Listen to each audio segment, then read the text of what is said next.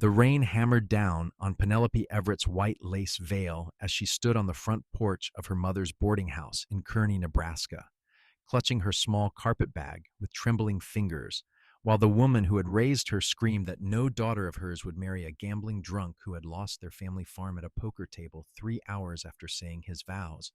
It was May 1878, and Penelope had believed this would be the happiest night of her 20-year-old life. But instead, she found herself cast out into a thunderstorm with nowhere to go and a wedding dress that grew heavier with each passing moment as the rain soaked through the delicate fabric. "Mama, please," Penelope begged, her voice breaking. "Where am I supposed to go?" "That is no longer my concern," Martha Everett said coldly, her face hard as granite in the lamplight spilling from the doorway. "You made your choice when you married that worthless fool against my wishes. You are his problem now, not mine." "But he left," Penelope said, tears mixing with the rain on her cheeks. "He took the money from selling the farm and he left. I have nothing." "Then you should have listened to me when I told you James Patterson was no good," Martha said. "I will not harbor a fool under my roof, daughter or not. Perhaps this will teach you that a mother's wisdom should never be ignored." The door slammed shut with such force that Penelope flinched. She heard the bolt slide into place, final and unforgiving. For a long moment, she simply stood there in the downpour, unable to comprehend that her own mother had just thrown her out on her wedding night. The street was dark and deserted, the respectable citizens of Kearney all tucked safely in their homes while the storm raged. Thunder rolled across the Nebraska prairie, and lightning illuminated the muddy road in brief, harsh flashes. Penelope descended the porch steps, her sodden wedding dress dragging in the mud. She had no plan, no destination. The boarding house had been her home for all 20 years of her life. Her father had died when she was 12, leaving them with little but the boarding house itself. She had worked alongside her mother ever since, scrubbing floors and changing linens and cooking meals for the steady stream of travelers who passed through Kearney. She had met James Patterson 6 months ago when he had stayed at the boarding house for a week. He had been charming and handsome, full of promises about the farm he owned just outside of town and the good life they would have together. Those promises had turned to ash. The farm had not been his at all, but belonged to his father. The old man had died 2 months ago, leaving the property to James, who had promptly lost it in a poker game this very afternoon. James had come to the wedding drunk, stumbling through his vows, and then had disappeared immediately after, taking with him the $300 he had gotten from the man who had won his farm. Penelope had not seen her new husband in 6 hours, and she suspected she never would again. She walked through the empty streets with no particular direction, her mind numb with shock and grief. The rain began to ease, settling into a steady drizzle. She passed the general store, the bank, the church where she had been married just that afternoon. Everything looked different in the darkness, unfamiliar and hostile. She had lived in this town her entire life, but suddenly she felt like a stranger. Penelope did not realize where her feet were taking her until she found herself at the edge of town, near the livery stable. A soft glow came from the small house behind the stable, warm and inviting. She knew who lived there. Everyone in Kearney knew Vincent Barnes, the quiet cowboy who had bought the livery 3 years ago and had slowly built it into the most successful stable in the county. He kept to himself mostly, but he was known to be fair and honest in his dealings, and he had a reputation for helping people in trouble. She stood in the muddy road, staring at that golden light. Pride warred with desperation. She had nothing, no money, no family, nowhere to go. The night was growing colder, and her wet dress clung to her like an icy shroud. If she did not find shelter soon, she might not survive until morning. That thought finally propelled her forward. Penelope walked up to the door and knocked, her knuckles barely making a sound against the wood. She knocked again, harder this time. Footsteps sounded inside, and then the door swung open. Vincent Barnes stood in the doorway, tall and broad-shouldered, his dark hair slightly mussed as though she had woken him. He was perhaps 26 or 27, with serious gray eyes and a strong jaw. Those eyes widened when they took in the sight of her. "Miss Everett," he said, his voice deep and tinged with concern. What happened to you? Penelope opened her mouth to speak, but no words came out. The shock and exhaustion and humiliation of the evening suddenly crashed over her all at once, and her knees buckled. Vincent caught her before she hit the ground, his strong arms supporting her weight easily.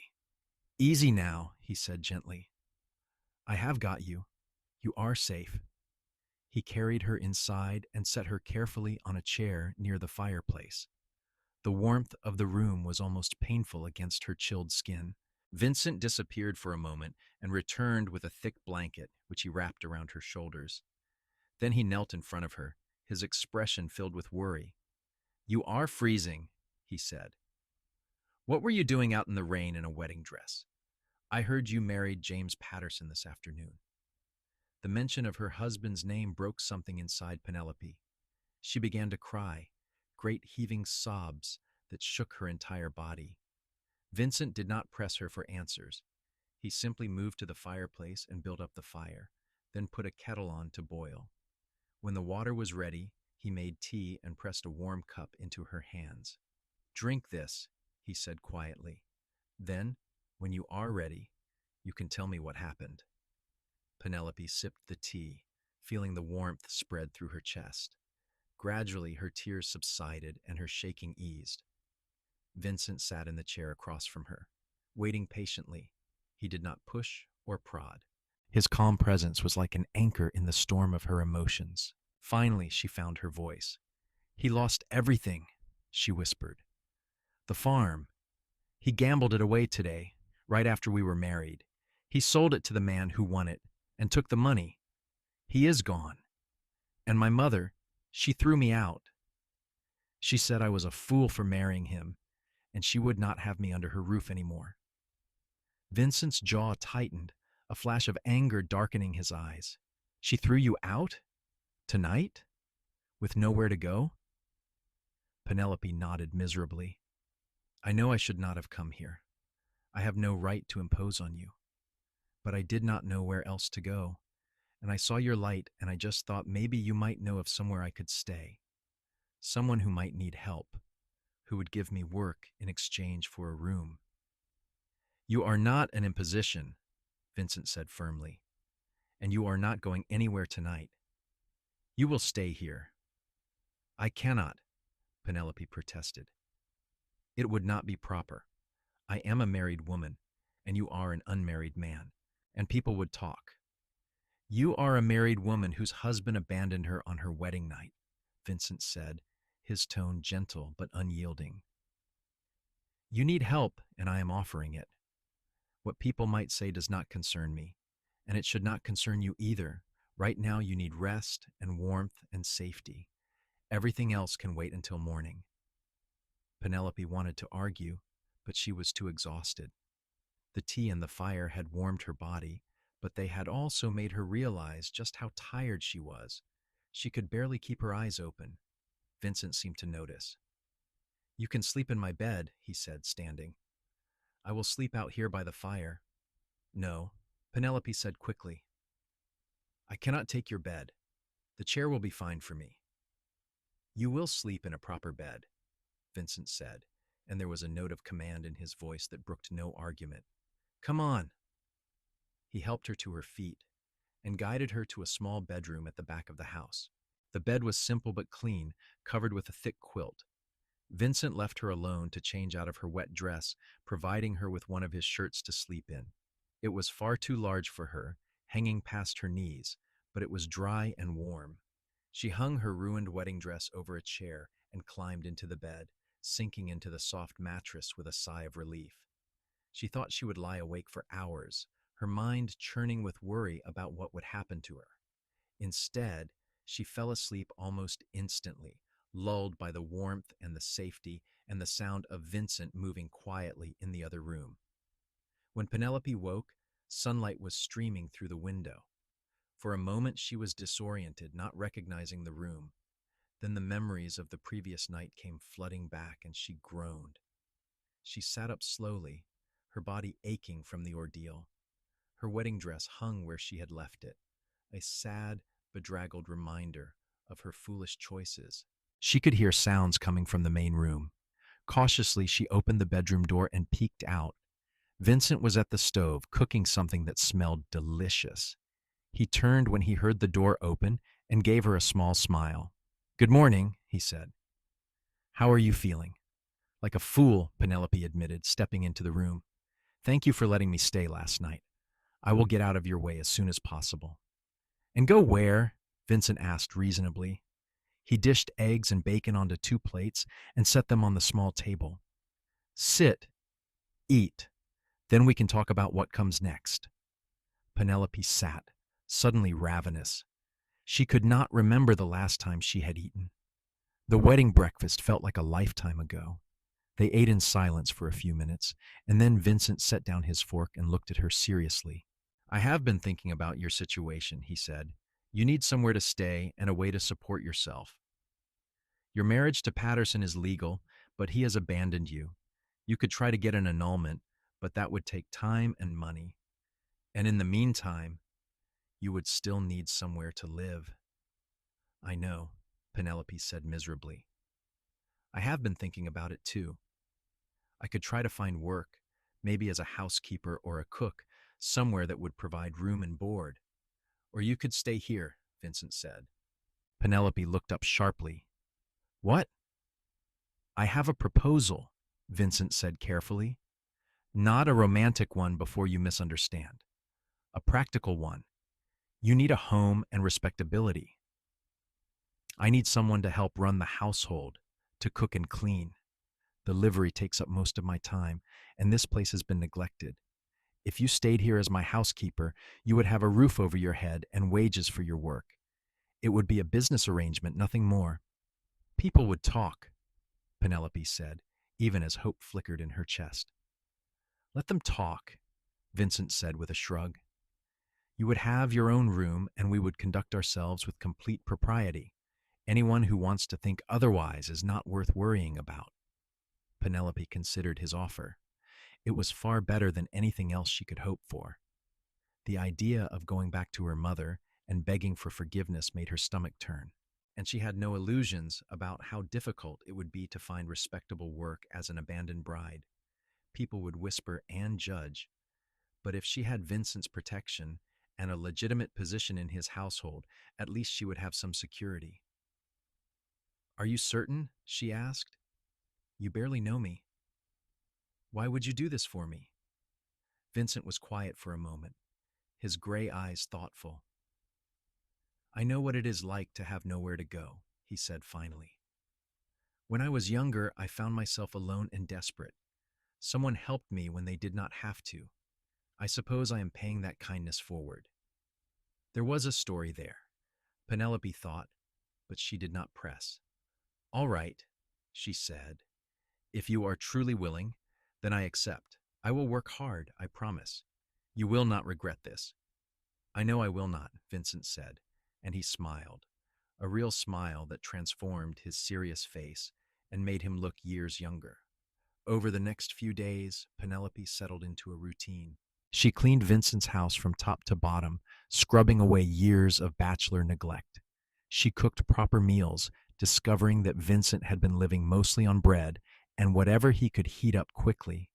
She took over the washing and mending, and she even helped out at the livery when he was short-handed, feeding the horses and mucking out stalls.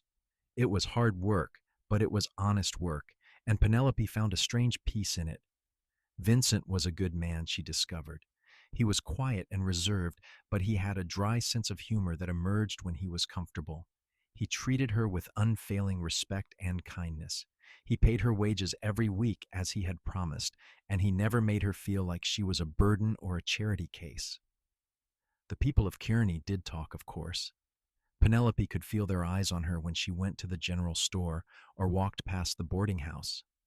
She heard the whispers, saw the disapproving looks. Her mother refused to acknowledge her, turning her back whenever they crossed paths. It hurt, but Penelope held her head high. She had done nothing wrong. She was working for her keep, maintaining her dignity, and that was more than many people in her position could say. One afternoon in early June, about 3 weeks after she had arrived at Vincent's house, Penelope was hanging laundry in the yard when a woman approached. She recognized her as Susan Miller, the wife of the town's doctor. Susan was one of the few women in Kearney who had always been kind to Penelope. "Good afternoon, Penelope," Susan said warmly. "Good afternoon, Mrs. Miller," Penelope replied, wiping her hands on her apron. "I wanted to come by and see how you were doing," Susan said. "I heard about what happened with James Patterson. I am so sorry, dear." "Thank you," Penelope said quietly. "I am managing. I can see that," Susan said, glancing around the tidy yard. "Vincent Barnes is a good man. You are fortunate he was willing to help you." "I am," Penelope agreed. "I do not know what I would have done without him." Susan hesitated, then said carefully, "I hope you do not mind me saying this, but you should not let what people are saying bother you. Most of them are just bored and looking for something to gossip about. Anyone with eyes can see that you are working hard and conducting yourself properly." "I appreciate that," Penelope said, surprised to feel tears prick her eyes. It had been so long since anyone other than Vincent had said anything kind to her. "And between you and me," Susan added with a conspiratorial smile, "I think Vincent Barnes is about the most eligible bachelor in this town. If something were to develop between the two of you, I do not think anyone would blame you. You have got to sort out the legal situation with Patterson, of course, but once that is settled, well, stranger things have happened." Penelope felt her cheeks heat. "It is not like that," she said quickly. "Vincent has been very clear that this is a business arrangement. He is helping me out of kindness, nothing more." "If you say so," Susan said, but her eyes twinkled knowingly. "I should get back, but if you ever need someone to talk to, Penelope, you know where to find me." After Susan left, Penelope stood in the yard for a long time, thinking about her words. She had been so focused on surviving day to day that she had not allowed herself to think about the future. But Susan's visit had planted a seed in her mind. What would happen once her situation was sorted out? Would she continue living here, working as Vincent's housekeeper indefinitely? Or would she eventually move on, find a different position somewhere else? The thought of leaving Vincent's house filled her with an unexpected sadness.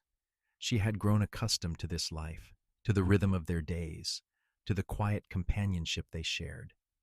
Vincent was easy to be around. He did not demand conversation, but when they did talk, she found him intelligent and interesting. He had traveled extensively before settling in Kearney, working on ranches all over the West. He had stories about cattle drives and wild horses and nights spent sleeping under the stars. He listened when she talked too, asking thoughtful questions about her life and her dreams. Penelope realized with a start that she liked Vincent. More than liked him, she respected him, admired him, felt safe with him, and yes, she found him attractive, with his quiet strength and his steady gray eyes. But she pushed those thoughts away firmly. She was married, even if her husband had abandoned her. And Vincent had given her shelter out of kindness, not because he had any romantic interest in her. It would be wrong to read more into his actions than was there.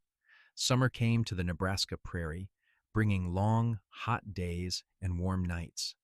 The livery business flourished, and Vincent hired a young man named Tom to help with the work. Penelope kept the house and tended a small vegetable garden she had planted behind the livery. In the evenings, she and Vincent would sit on the porch, watching the sun set over the endless prairie grass, and talk about everything and nothing. One evening in late July, Vincent brought up the subject that Penelope had been avoiding. "Have you given any thought to what you want to do about your marriage to Patterson?" he asked gently. Penelope had been expecting this question, but it still made her stomach knot with anxiety. "I do not know," she admitted. "An annulment would be expensive, and I am not even sure how to go about it. I thought about trying to find James to see if he would agree to a divorce, but I have no idea where he went." "I made some inquiries," Vincent said. "I hope you do not mind. I have a friend who is a lawyer in Omaha. He said that given the circumstances, abandonment on the wedding night, you would have good grounds for an annulment. It would take some time, maybe 6 months to a year, but it could be done. The cost would be around $200. Penelope's heart sank. I do not have that kind of money. Even with my wages, it would take me years to save that much. I would pay for it, Vincent said quietly. Penelope turned to stare at him. What? No, absolutely not. You have already done so much for me. I cannot let you pay for my annulment, too. Why not? Vincent asked. I have the money, and you need the annulment. It seems simple to me. But it is too much, Penelope protested. How would I ever repay you? You do not have to repay me, Vincent said. He was looking out at the prairie, not at her, his expression unreadable. I am offering because I want to help you, because I believe you deserve a chance to start fresh, to build a new life. That is reason enough for me. Penelope felt tears sting her eyes. Why are you so kind to me? She whispered. I am nobody, just a foolish girl who made a terrible mistake. Vincent finally turned to look at her, and there was something in his eyes that made her breath catch. You are not nobody, he said firmly. You are brave and strong and kind. You work harder than anyone I have ever met. You have taken a terrible situation and made the best of it without complaint. That is not foolishness. That is courage. I do not feel brave, Penelope said, her voice breaking. Brave people rarely do, Vincent said. He reached over and took her hand, his fingers warm and strong around hers. Let me help you, Penelope. Please. Penelope looked down at their joined hands. It felt right, natural. All right, she said softly. If you are certain, then yes. Thank you, Vincent, for everything. They sat there in the gathering dusk, hands clasped, and Penelope felt something shift between them. It was subtle, almost imperceptible, but it was there. A new awareness, a new possibility. She did not dare name it, not yet, but she felt it settling into her heart like a seed waiting to sprout. Vincent wrote to his lawyer friend in Omaha, and the process of obtaining an annulment began. It was slow and frustrating, involving affidavits and court filings and legal proceedings that Penelope did not fully understand. Vincent handled most of it, shielding her from the worst of the bureaucratic nightmare. All she had to do was sign where she was told to sign and answer questions when asked. As the summer turned to autumn, Penelope found herself falling into an unexpected happiness. Life at the livery was peaceful and satisfying. She had her work, which gave her purpose, and she had Vincent, whose presence had become as necessary to her as breathing. They spent their evenings together now, after the work was done, talking or reading or simply sitting in comfortable silence. Vincent taught her to play chess, and she taught him to make proper biscuits.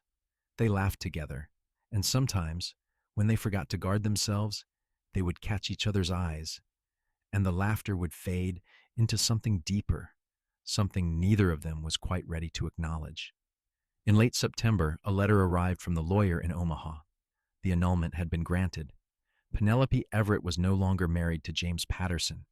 She was free. Vincent gave her the letter with a strange expression on his face, something caught between happiness and fear. Congratulations, he said. You are a free woman now. Penelope stared at the legal document, feeling oddly numb. She had wanted this, had been waiting for it, but now that it was here, she did not know what to feel. Thank you, she said, for making this possible. What will you do now? Vincent asked, and there was a tension in his voice that she had never heard before. What do you mean? Penelope asked, looking up at him in confusion. You are free now, Vincent said. Free to go wherever you want, do whatever you want. You do not have to stay here anymore. You could start fresh somewhere new, somewhere people do not know your story. Is that what you want? Penelope asked, her heart beginning to pound. Do you want me to leave? No, Vincent said immediately, vehemently. God, no, that is the last thing I want. He ran a hand through his hair, looking agitated. But I do not want you to stay just because you feel obligated or because you think you have nowhere else to go. You deserve to make your own choice, free and clear. Penelope set the letter down on the table and stood, moving closer to Vincent. I do not feel obligated, she said softly, and I know I have other options now. Susan Miller told me last week that her husband needs someone to help at his practice and that they could offer me a position. I could take that job. I could save money and move to a bigger city, start completely over somewhere nobody knows me. Vincent's face had gone pale. If that is what you want, I will not stop you. But it is not what I want, Penelope said. She took a deep breath, gathering her courage. What I want is to stay here, with you, if you will have me. Vincent stared at her, his gray eyes wide with shock and hope. Penelope, he breathed. What are you saying? I am saying that over these past 5 months, you have become the most important person in my world, Penelope said, her voice shaking but determined. I am saying that I think about you constantly, that I am happiest when I am with you, that the thought of leaving makes me feel like I cannot breathe. I am saying that I have fallen in love with you, Vincent Barnes, and if you feel even a fraction of the same, then I would like to stay, not as your housekeeper, as something more. For a long moment, Vincent did not move. Then, with a sound that was half laugh and half sob, he crossed the distance between them and pulled her into his arms. I love you, he said fiercely, his face buried in her hair. I have loved you for months, but I did not dare say anything. You had been through so much, and I did not want to pressure you or make you feel like you owed me anything. But God, Penelope, I love you so much it hurts. Penelope wrapped her arms around him, tears streaming down her face. I love you too, she whispered. I love you so much. Vincent pulled back just enough to cup her face in his hands. I want to marry you, he said, properly. I want you to be my wife, not because you have nowhere else to go, but because we choose each other, because we want to build a life together. Yes, Penelope said, laughing through her tears. Yes, I want that too. Vincent kissed her then, gentle and sweet and full of promise. Penelope melted into him, feeling like she had finally come home. All the pain and humiliation of her first wedding faded away, replaced by the feeling of being cherished and wanted and loved. They were married in October in a simple ceremony at the church with Susan and Dr. Miller as their witnesses. Penelope wore a blue dress that Susan helped her make, and Vincent wore his best suit. There was no fanfare, no big celebration, just two people pledging their lives to each other with full hearts and clear eyes. When the preacher pronounced them husband and wife, Vincent kissed Penelope softly, and she felt like the luckiest woman in the world. The town gossips had plenty to say, of course. Some people clucked their tongues and said it was too soon, that Penelope was shameless for remarrying so quickly. Others said Vincent was a fool for taking on damaged goods. But there were also those, like Susan Miller and a handful of other kind souls, who saw the truth. They saw two people who had found each other in the midst of hardship and had chosen to build something good together. Martha Everett did not attend the wedding. She had not spoken to Penelope since that terrible night in May. Penelope told herself she did not care, that her mother's approval no longer mattered. But deep down, it hurt. It hurt to know that her mother cared more about her pride than about her daughter's happiness. Vincent seemed to sense her sadness on their wedding night. They were back at the house, which was now truly theirs, and he held her close in front of the fireplace. Your mother is wrong, he said quietly. You are not a fool, and you did not make a mistake. You were deceived by a con man, and that is not your fault. I should have seen it, Penelope said. I should have known James was not what he seemed. He was a practiced liar, Vincent said. He fooled a lot of people, not just you. And even if you did make a mistake, so what? Everyone makes mistakes. What matters is how you respond to them. You did not give up or feel sorry for yourself. You picked yourself up and kept going. That takes real strength. Penelope looked up at him, at this man who had saved her in more ways than one. I did not do it alone, she said. You were there every step of the way. You believed in me when I did not believe in myself. We saved each other, Vincent said, kissing her forehead. And now we get to build a life together. A good life. And they did. The first year of their marriage was full of hard work and simple joys. Vincent expanded the livery, building a second barn to accommodate more horses. Penelope turned the house into a real home, warm and welcoming. They worked together, ate together, laughed together. They learned each other's habits and quirks, the little things that made them who they were. Vincent liked his coffee black and strong. Penelope sang when she cooked, old hymns her grandmother had taught her. Vincent was an early riser, up before dawn to tend the horses. Penelope loved to read, losing herself in novels on quiet evenings. They also learned each other's bodies, discovering the pleasure and comfort of physical intimacy. Their wedding night had been tentative, both of them nervous and eager to please. But as the months passed, they grew more confident, more adventurous. They learned what made each other sigh with pleasure, where to touch and kiss to drive each other wild. Their lovemaking was sometimes playful and sometimes intense, but always rooted in the deep love and trust they shared. In the spring of 1879, Penelope discovered she was pregnant. She told Vincent one morning over breakfast, her heart pounding with excitement and nerves. Vincent's face went through a rapid series of emotions: shock, disbelief, and then pure, radiant joy. He swept her up in his arms, spinning her around until she was dizzy and laughing. We are going to have a baby, he said, his voice filled with wonder. I am going to be a father. And I am going to be a mother, Penelope said, her hand resting on her still flat stomach. Are you happy? Happy does not begin to cover it, Vincent said.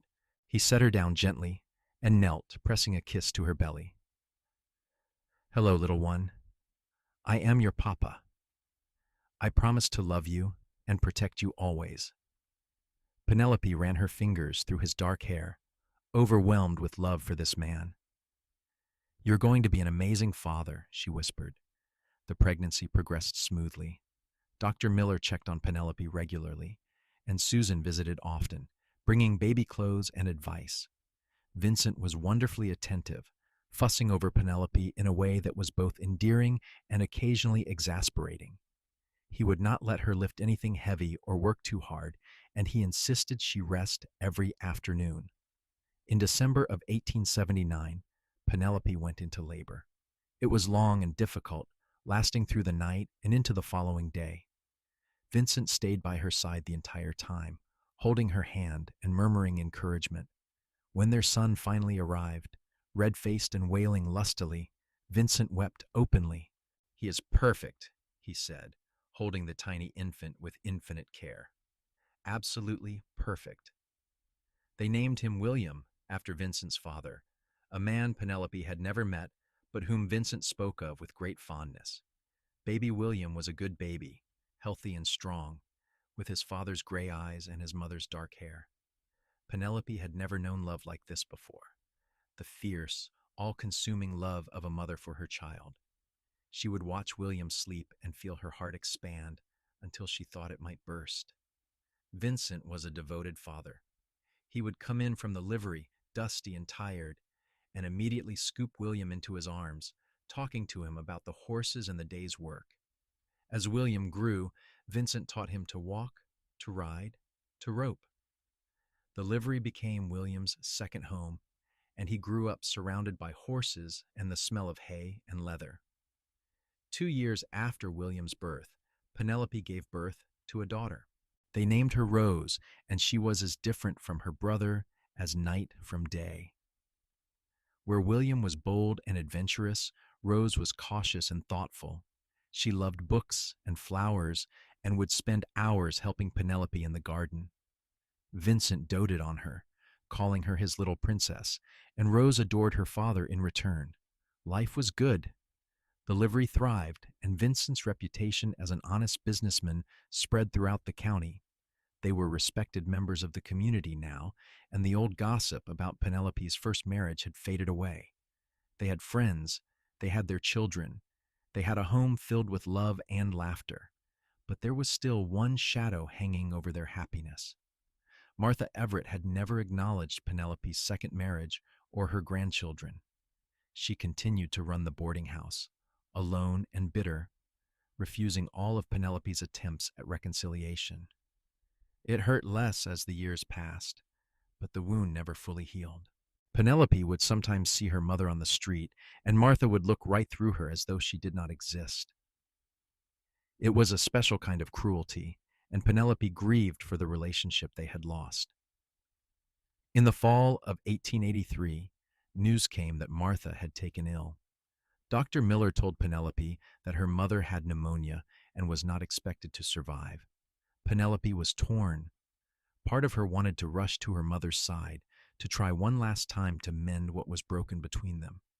But another part of her, the part that still carried the pain of that rainy night 5 years ago, wanted to stay away. Vincent left the decision to her.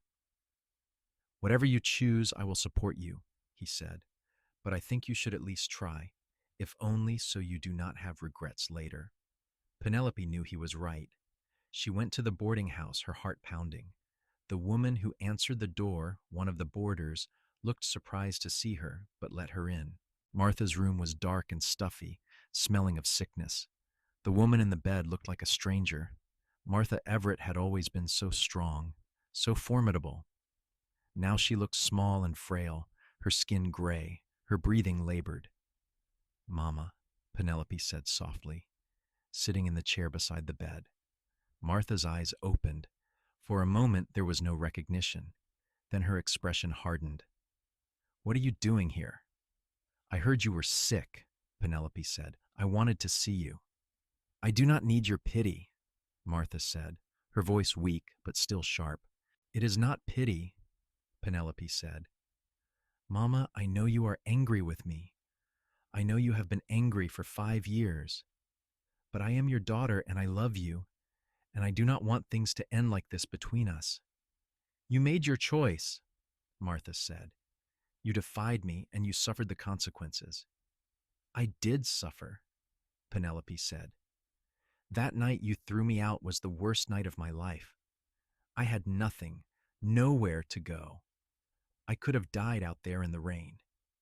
"But you did not," Martha said. "You found that cowboy to take you in." "His name is Vincent," Penelope said, "and he saved my life. He gave me a home and a job and asked for nothing in return. He helped me get my annulment.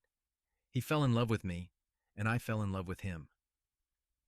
We built a good life together, Mama. We have 2 beautiful children. William is 4, and Rose is 2. They are your grandchildren, and they will never know you because you are too stubborn to forgive me for something that was not my fault." Martha was silent for a long moment. When she spoke, her voice was quieter. "I was trying to protect you." "By throwing me out?" Penelope asked, incredulous. "By teaching you that choices have consequences," Martha said. "You would not listen to me about James Patterson. You insisted on marrying him. I thought if I cut you off, you would come to your senses, leave him, come back to me." "But he left me first," Penelope said. "And when I came back to you, desperate and alone, you turned me away. You did not teach me a lesson, Mama. You broke my heart." A tear slid down Martha's withered cheek. "I was angry," she whispered. "So angry at him for deceiving you, at you for not listening to me, at myself for not stopping it. And then I was too proud to admit I was wrong, too proud to reach out." "It is not too late," Penelope said, taking her mother's hand. "You are still here, we can still fix this." Martha looked at her daughter, really looked at her for the first time in 5 years. "You look happy," she said softly. "You look like you have had a good life." "I have," Penelope said.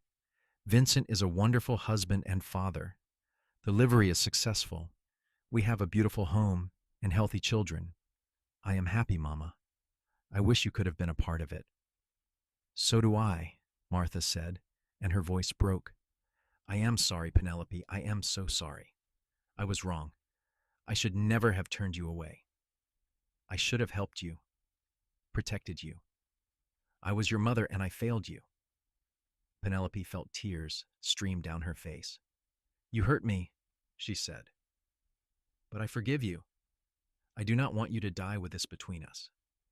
I do not deserve your forgiveness, Martha said. Maybe not, Penelope said. But I am giving it anyway, because I do not want to carry this anger anymore. And because I loved you, Mama. I still love you. Martha squeezed Penelope's hand weakly. Tell me about my grandchildren, she said. So Penelope did. She sat by her mother's bedside and told her about William and Rose, about their personalities and their accomplishments, about how much they looked like their parents. She told her about Vincent, about the livery, about the life they had built. Martha listened, her eyes closed, a small smile on her face. You did well, Martha said when Penelope had finished. You found a good man and you made a good life. I am proud of you. Those words Penelope had longed to hear for so many years, broke something open inside her. She laid her head on the bed beside her mother and wept. Martha stroked her hair, just as she had done when Penelope was a little girl. I wish I could meet them, Martha said. Your children. You can, Penelope said, lifting her head. I will bring them tomorrow. You can meet them. But there was no tomorrow. Martha Everett died that night, peacefully in her sleep. When Penelope received the news the next morning, she was devastated, but also strangely at peace. They had reconciled. Her mother had apologized, had told her she was proud. It was not everything Penelope had hoped for, but it was enough. The funeral was small. Penelope arranged everything, paying for it out of her own savings. She stood by the grave with Vincent beside her, one hand holding his and the other holding William's. Rose was in Vincent's arms, too young to understand what was happening. A handful of people attended, mostly boarders from the boarding house and a few of Martha's acquaintances. Susan Miller came, offering silent support. As they lowered the casket into the ground, Penelope said a silent goodbye to her mother. She forgave her for the pain she had caused, and she chose to remember the good times, the years before her father died, when they had been a happy family. She would tell William and Rose about their grandmother, about the woman she had been before grief and pride had hardened her heart. In the days after the funeral, Penelope discovered that her mother had left the boarding house to her. It was a surprise, but also a burden. Penelope had no desire to run a boarding house. She and Vincent discussed it and decided to sell the property. The money from the sale was substantial, enough to make significant improvements to the livery, and to set aside a college fund for William and Rose. Life went on. The children grew. William turned out to be a natural with horses, just like his father. By the time he was 10, he was helping Vincent train colts and managing the livery on his own for short periods. Rose was quieter, more bookish, but she had a way with people. She would help Penelope at the house, charming visitors and boarders with her sweet nature. In 1888, Penelope gave birth to another son. They named him Thomas, and he completed their family. Thomas was a happy, easygoing child who seemed to find joy in everything. He was the baby of the family, doted on by his older siblings and adored by his parents. The years passed in a blur of work and family and love. Vincent and Penelope grew older together, their love deepening with each passing year. They had their disagreements, of course. They argued about money sometimes, or about how to discipline the children, or about Vincent working too hard and not resting enough. But they always worked through it, always came back to the foundation of love and respect that had been there from the beginning. On a warm evening in May of 1893, 15 years to the day after that terrible night when Martha had thrown Penelope out, Vincent and Penelope sat on their porch, watching the sunset. The children were inside, William helping Thomas with his schoolwork, while Rose prepared dinner. It was a scene of domestic tranquility, a far cry from the desperation and fear of that long ago night. Do you ever think about that night? Penelope asked, her hand in Vincent's. Which night? Vincent asked, though he knew. The night I showed up on your doorstep in my wedding dress, Penelope said, soaking wet and heartbroken. I think about it sometimes, Vincent admitted. I think about how close I came to not answering the door. I almost ignored the knocking, thinking it was just the wind or a loose shutter. Penelope shivered, though the evening was warm. What would have happened to me if you had not answered? I do not know, Vincent said. But I am glad I did not have to find out. I am glad I opened that door and found you standing there. It was the best decision I ever made. You saved my life, Penelope said softly. You saved mine too, Vincent said. I was so lonely before you came. I had a business and a house, but I did not have a home. You gave me that. You and the children. You gave me a family, a reason to get up in the morning that went beyond just surviving. You gave me joy. Penelope leaned her head on his shoulder. I love you, she said. I have loved you for so long now that I cannot remember what it felt like not to love you. I love you too, Vincent said. I will love you until the day I die, and probably beyond that. They sat in comfortable silence, watching as the sun dipped below the horizon, painting the sky in shades of orange and pink and purple. The prairie stretched out before them, endless and beautiful. This was their life, built from the ashes of heartbreak and betrayal, forged in kindness and love. It was a good life, a life worth living. Inside the house, they could hear the children laughing. William was teasing Rose about something, and Thomas was giggling. The sound made Penelope smile. These were her children, hers and Vincent's, proof that something beautiful could come from something terrible. As the stars began to appear in the darkening sky, Vincent turned to Penelope. Do you have any regrets? He asked.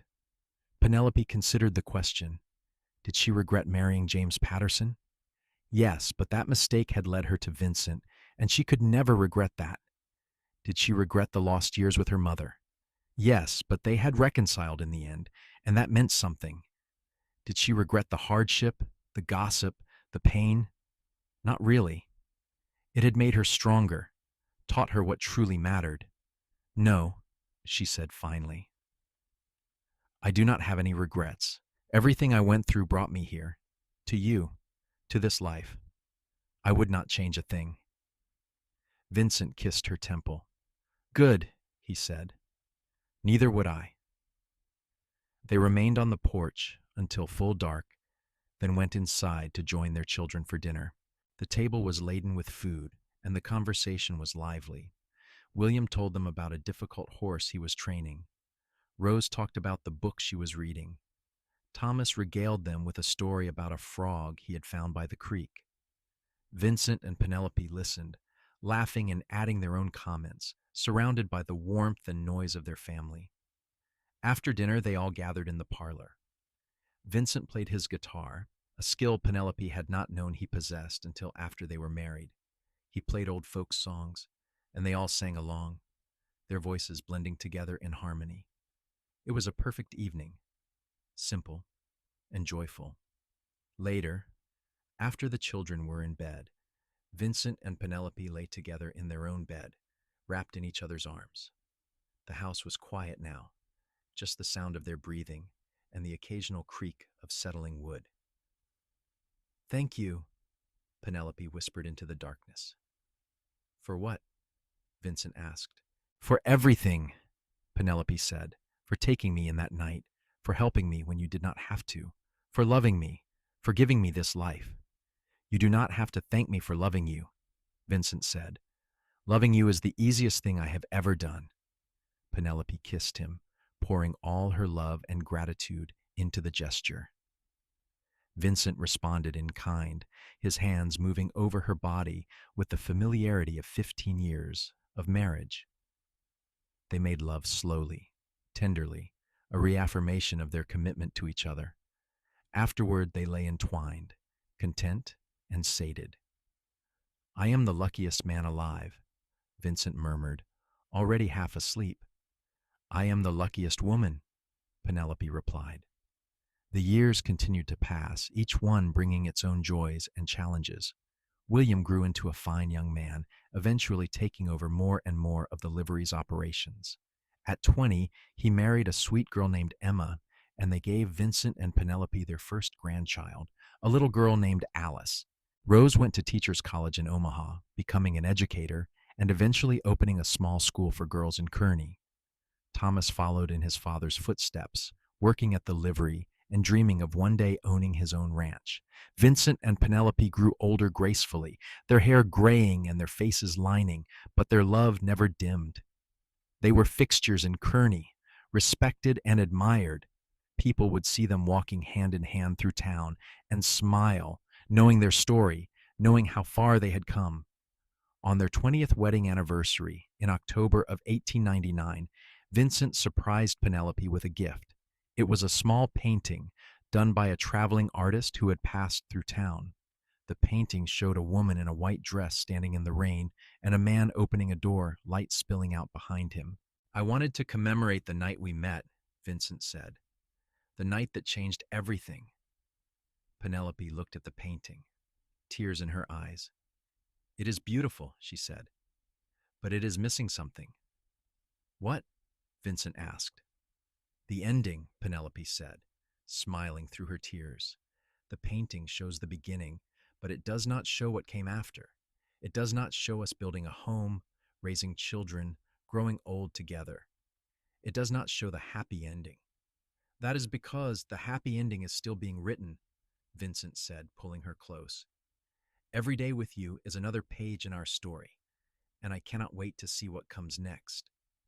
They hung the painting in the parlor, where it remained for the rest of their lives, a reminder of how far they had come and how much they had overcome.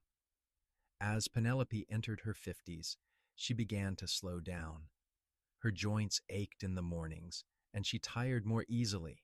Vincent was the same, his back sometimes giving him trouble after a long day at the livery. But they adapted, learning to ask for help when they needed it, letting their children take on more responsibilities.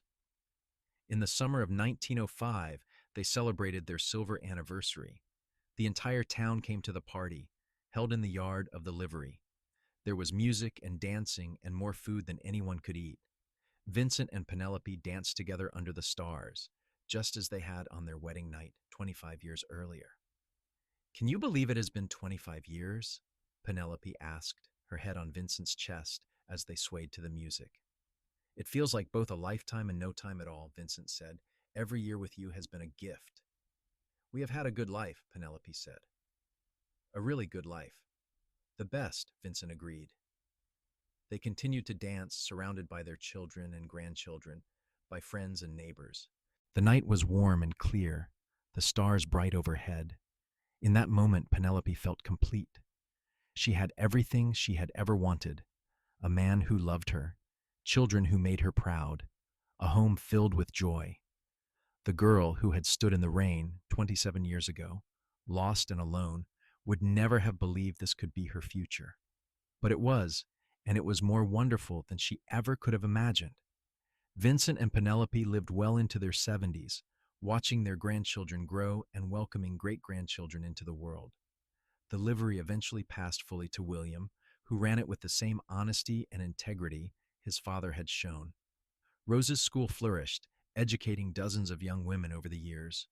Thomas finally realized his dream, buying a ranch outside of town and raising fine cattle. In the spring of 1918, Vincent fell ill. It was his heart, the doctor said. There was nothing to be done. Penelope stayed by his side, holding his hand, talking to him about their life together. She reminded him of that first night, of how he had opened his door to a desperate stranger. She talked about their wedding, about the births of their children, about all the moments big and small that had made up their 40 years of marriage. I have no regrets, Vincent said weakly, his gray eyes still sharp even as his body failed. You gave me the best life a man could ask for. You gave me the same, Penelope said, tears streaming down her face. I love you so much, Vincent. I do not know how to be without you. You will figure it out, Vincent said. You are the strongest person I know, and you will not be alone. You have the children and the grandchildren. You have people who love you. But I want you, Penelope said, her voice breaking. I know, Vincent said gently, and I want to stay, but we do not always get what we want. What we had, though, was real and true. Nobody can take that away from us. I will carry it with me, wherever I am going. Vincent died 3 days later, surrounded by his family. Penelope held his hand as he took his last breath, feeling like a part of her soul had been ripped away. The funeral was large, the church packed with people who had known and respected Vincent. Penelope sat in the front pew, flanked by her children, and listened as person after person spoke about Vincent's kindness, his integrity, his generosity. The weeks after Vincent's death were the hardest of Penelope's life. She moved through her days in a fog, going through the motions but feeling nothing. The house felt empty without him, even when it was full of family. She would reach for him in the night and find only cold sheets. She would think of something she wanted to tell him and then remember he was not there. But gradually, with the support of her children and the passage of time, the fog began to lift. Penelope would never stop missing Vincent, never stop grieving for the life they could have had if he had lived longer. But she learned to find joy again in the small things. A grandchild's laughter, the smell of roses in her garden, the warmth of the sun on her face. She lived for another 10 years after Vincent's death, surrounded by love. She told stories about Vincent to anyone who would listen, keeping his memory alive. She watched her great-grandchildren grow, marveling at how much the world had changed since that rainy night in 1878 when her life had been turned upside down. On a quiet morning in June of 1928, 50 years almost to the day after she had met Vincent, Penelope Everett Barnes died peacefully in her sleep. She was 70 years old. Her family buried her next to Vincent in the cemetery on the hill overlooking Kearney. The headstone read, "Beloved wife, mother, grandmother, and great-grandmother. She loved fiercely and was fiercely loved in return." And so ended the story of Penelope and Vincent, a love story born from desperation and kindness, forged in hardship and trust, and sustained by a love that endured through all the years of their lives. They had built a legacy that lived on in their descendants, in the livery that still bore the Barnes name, in the school that Rose had founded, in the ranch that Thomas had built. But more than that, they had built a life together, a good life, full of love and laughter and joy. They had proven that sometimes the darkest nights can lead to the brightest dawns, and that love, real love, can heal even the deepest wounds. Their story became legend in Kearney, passed down through the generations. The tale of the girl who was thrown out on her wedding night, and the cowboy who took her home and made her his bride, and how they lived happily ever after.